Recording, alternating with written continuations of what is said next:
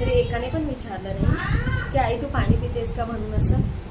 त्या काकूच्या घरी गेली होती मी, ते काकूचे दोघं मुलं विचारत होते.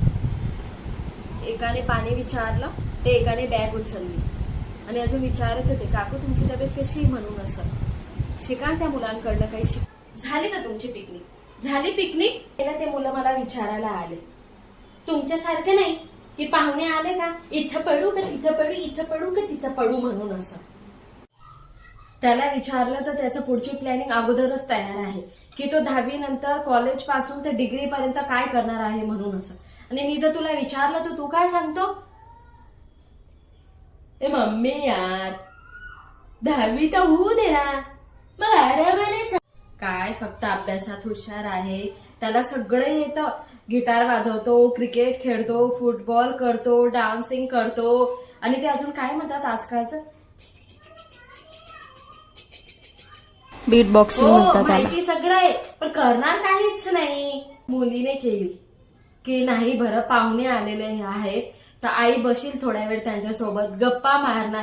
पण इथं तर तसं बिलकुल पण नाहीये. इथं आईनेच गप्पा मारायच्या, आईनेच स्वयंपाक बनवायचा, आईनेच पाहुण्यांना पण ट्रीट करायचं, सगळं आईनेच करायचं.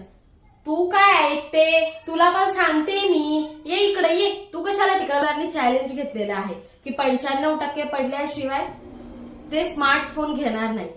तुमच्यासारखं नाही, तुम्हाला सगळी सुख सुविधा भेटते, आयता लॅपटॉप भेटतं, आयता सगळं भेटतं म्हणून मातलेले आहेत तुम्ही. अहो या ना, तुम्हाला पण सांगते तुमच्या मुलात त्या मुलांचं गुणगान म्हणून. दोघं मुलांनी पैसे घेतले नाही मी दिले तर, आणि घेतले पण तर कुणाला दिले? लगेच त्यांच्या मम्मीला. वाजता ते उठतात सकाळी ते दोघं पुरं 6 वाजता आणि उठल्या उठल्या सगळ्यात पहिले आथरून आवरणार, आंघोळीला जाणार, आंघोळ करून आल्यावरती देवपूजा व्यवस्थित करणार आणि नंतर लगेच अभ्यासाला बसतात. ह्यांच्यासारखं नाही या काट्यांसारखं 11-11, 12-12 वाजेपर्यंत उलटी गांड करून आथरुणात पडतील. आपण सांगून देते हो मी.